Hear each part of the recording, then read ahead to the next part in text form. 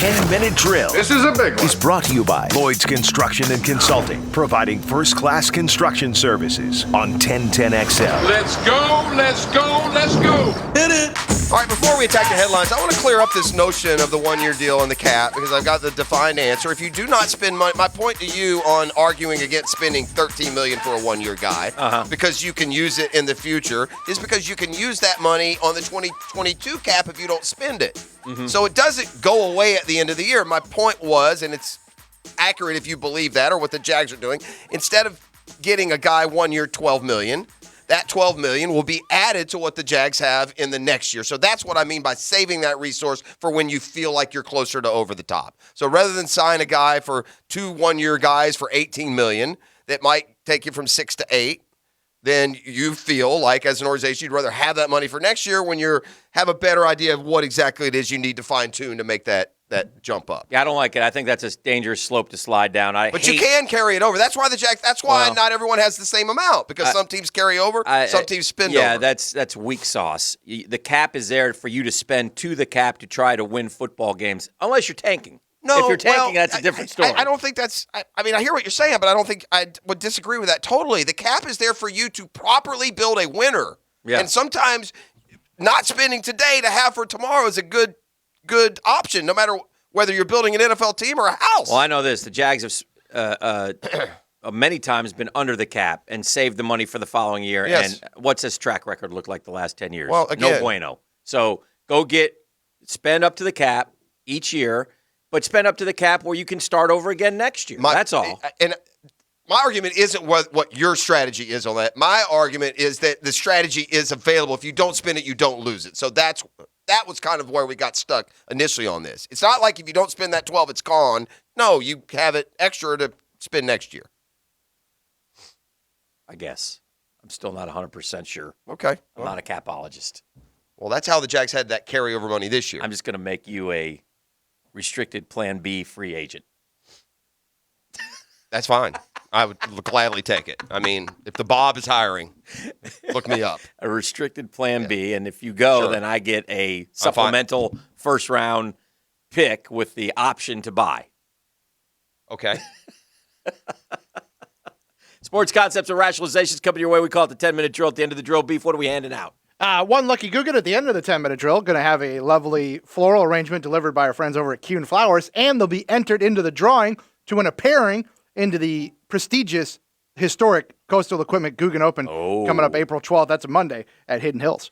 Our one-to-one financial credit union poll question of the day, and it's dicey. This is a dicey proposition for those filling out brackets, which many of you are. You only get one of the top seeds to win it all. Who would you take? Now, we know you're going to pick Gonzaga.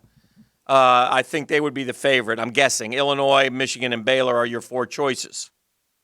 I think it will be. If people are paying it, if they're kind of stuck on the season-long narrative, it'll go Gonzaga, Baylor. If they're on the up-to-date current narrative, it'll go Gonzaga, Illinois. Well, it's Gonzaga almost 60%. Yeah. Illinois second, 20+%. Baylor third, 10%. Michigan 9%. I think if Michigan had that Livers kid available, they should be considered a little more strongly. Now, by the way, your best player, you can't lose. Yeah, speaking of best players losing, Holy Moses is out for Tech, and that's an 8-9 game, right? That'll do it for them. Yeah. That's a big. It's going to be a sad get-together when I go down to Holmes tomorrow to watch with those 2 Georgia Tech grads, he and my brother. Yeah, it's not going to end well at about 6:30 on Friday evening where that's okay, Sister Jean goes marching on. As long as the Gators have a W under their belt at that time. We'll see. 7 first-round wins in a row for Florida in the NCAA tournament. They have not gone one and done in a long time. Yeah.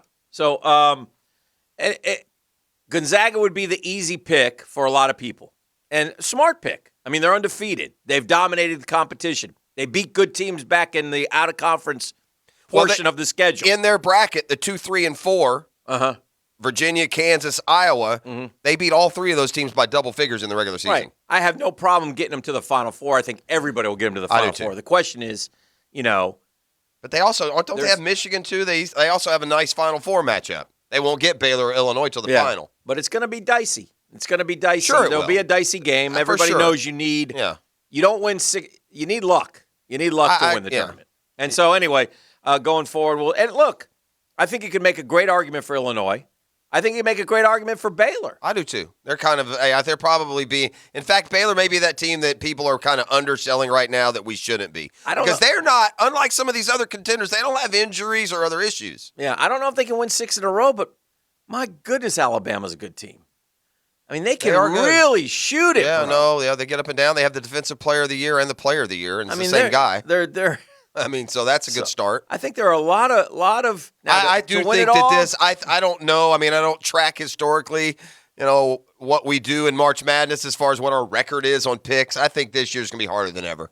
There's gonna be more upsets. I mean, what if a team gets stop-start nature? What is the caveat with the COVID? There's no caveat. You lose. Yeah. Your team goes out. Correct. You lose. That's right. Gonzaga gets to the Final Four, and they got 2 kids and they're done. Well, no, all they need is 5. They'd have to play whatever 5 they have. Okay. But yeah, they are allowing them to. Does Billy count? Our ball boy? Can we suit him up? May as well. Like Ollie and Hoosiers? Yeah. All right. Go hit him, Ollie. Put the Zamboni guy out there. Let him do it. Let him do it. We talked. Saki Hocker NASCAR 9-0 Rangers last night. 9-0, baby. Take that, Philly. Showing the. Woo! You know what that shows? What? Shows the incredible ineptitude of your normal coaches. I know. They had none of their coaches last night. Was that COVID, I guess? We called up the dude from Hartford to coach. They called in the minor league guys. They scored 9 goals. Hey, May got Wally pipped. Who is your coach? Glenn Sather? No. I know. Who is it? Coach Quinn from BC. Quinn, there you go. Yeah. Well, Coach Quinn maybe better watch his back. That wasn't very good. 9-0. 9-0. We 7 goals in the second. Are you buying teams checking in on Gardner Minshew? Do you think Gardner Minshew kind of laid down in the third period, though? Could Gardner Minshew be a starter somewhere in this league? He's a What do you see? If you could look at your crystal ball, I told you 10 years later, it's he'll have a year like Fitzpatrick. Somebody somewhere, he'll have another chance. Give credit to my son on that one. That's who he's. Ryan Fitzpatrick. He said it way before everybody else, and everybody else says it, and that's who he is. And he's a ham and egger who can get you. I don't even know if he's as good as Fitz. He was not very good last year, but his arm strength is just not there. You talked about balls not getting there. That's the one thing that I just don't think he can improve upon. Yeah. So I think that makes it doubly hard. And in arm strength, now people say, well, gosh, he hit some beautiful long passes, but you're talking about making more if you middle go back, of the field passes. Well, that, and also I'll tell you this. If you go back and look at his rookie year on the long balls, I mean, he would throw it when corner and receiver were just kind of getting – he trusted his receiver, and he would let it go immediately, so it wasn't like 60-yard – like the throw that Lawrence made at the end of the workout. Right. That ball would have been about 15 yards short with Gardner. And that's not a despair. I mean, I give Gardner Minshew Do the Jags trade him now? Does someone come get him now? Do you see somebody trying to start Gardner Minshew next year? And if you're not, then why would you offer a draft pick for him? So that's what interests me about this story. If teams are truly calling about Gardner Minshew, you're not calling to pick up a backup quarterback, are you? I mean, and so to that end, who in the world is seen enough out of this year and a half to say, yeah, that's our guy? You bring him in to compete.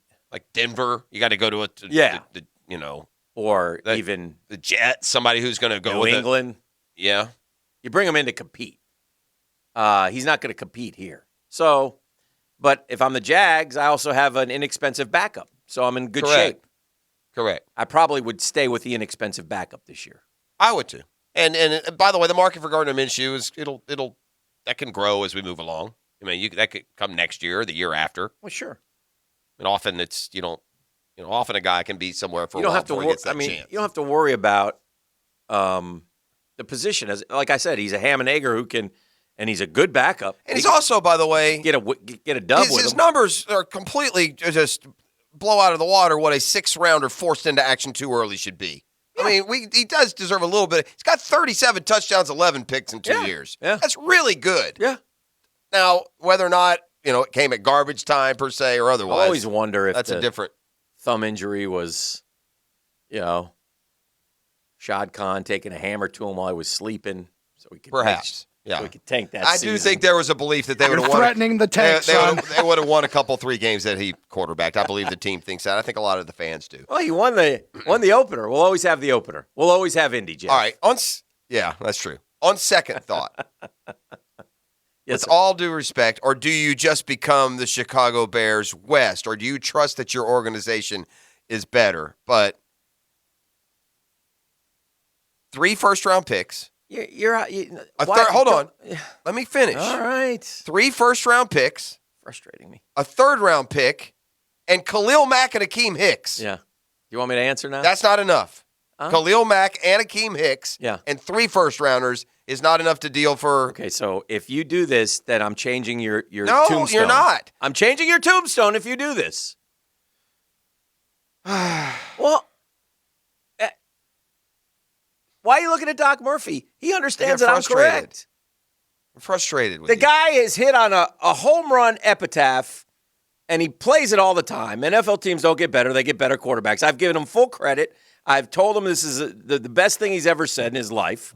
He's rode with it. Are the Bears not a part of the process? Huh? Are the Bears? Does that not apply to the Bears? If you're Seattle, you don't make that if trade. you're giving up Khalil Mack, if you get Akeem Russell Hicks. Wilson, Chicago's better than Seattle. Then you're getting 3 picks in the 20s. So what? So you're not giving me, you're going to – no. So quarterbacks are untradeable. So how is Deshaun Watson going to get traded? Because, and I'll tell you why. Deshaun Watson gets traded if I would not turn around and get Zach Wilson. By the way, yeah, I asked you a question. So before you go erasing epitaphs and off on your tangents, just answer it. And don't apply an answer that I never stated to you. I heard you say I might make that deal if I'm okay. Again, Seattle. I asked you a question. Would you make that trade? You get a little hurt there, a little butt No, hurt it's because just- your epitaph is being erased. Well, no, you're deflecting right now. You're I'm not deflecting. deflecting. You're like a Houston attorney I'm right not now, putting me on the deflecting. fence. I'm telling you the truth here. Next thing I know, I have Keeping a it civil real. suit based on 10-minute drill. Your Honor, this guy always said this. Here are examples. Beef, play it. Over. What kind of fear Yes. does the rest of the NBA feel now that the Hawks are up to the 6th seed? Did you win again last night? Oh, we didn't have to win. We just sat by and watched all y'all lose. We didn't You're down lose. to 8, by the way. Be careful. We didn't lose. We have pulled into a tie with the Celtics. The Hornets lost. They're only a half game wait a behind minute. them. How can you intro NBA talk Because I like with it. the Hawks when we had What so happened? much happen last night? Did we have a lot happen last night? Yeah. Wow. Like, for The example, Hawks didn't play, so I didn't. nobody. The Hawks in what conference? They're in the East. Buddy. Okay, so let me tell you the what's beast of the East. I call them. Let me tell you what's going to happen when they get to basketball. Give me the ball. When we get to June, there's going to be one team left standing in the East and nobody else, and that's Brooklyn. Yeah, it's over. That's done. That's fine. Ridiculous. So Bulls are coming. yeah, we can all be on the come. That's great. We're all excited. Whoop-de-doo. We'll make the postseason. Yeehaw. Wait, I'm sorry. They're telling me my team blew a 19-point lead to the Spurs in the fourth quarter last Yes. night. Oh, you Never lost. mind. We're not Fourth coming. quarter. Oh, you lost that game? Yeah, we lost that Oh, game. you were way up. And by, Way up. by the way, Way up. they've fallen to like 8, to Roll like it. 11th now. They will be out. The Bulls Well, are out. I watched a little bit of the Milwaukee Beef Bucks score 31 points in the first half, Prize. Actually, still it's won the pronounced game. Milwaukee, Oh, which is shit. Algonquin for the good land. Thank you, Beef. 31 Thank you, Alice points, Cooper. and they won. Yeah, I know. I saw that. They got ticked at Giannis because he celebrated sitting down on the court. Apparently weren't ticked about blowing the big lead they had. Oh, Philly? Yeah. I don't like Philly. I don't like Philly either. I like Doc Rivers too. I don't like Philly either. I don't like Philly. I don't think anybody on earth outside of Philly fans. And by the way, likes good Sixers. trade for the Bucks. PJ Tucker's a Yeah, nice that's addition. good. That's a hard-nosed, Yeah. refuse to lose guy, which Yeah. is contrary to the personality of the rest of the Bucks. Yeah. So that they need that. They need that. They need that guy. They don't have. They got Coach- fun-loving, they got- happy-go-lucky. They got Coach Bud. Correct. He'll get them going. NBA teams don't get better; they get better coaches.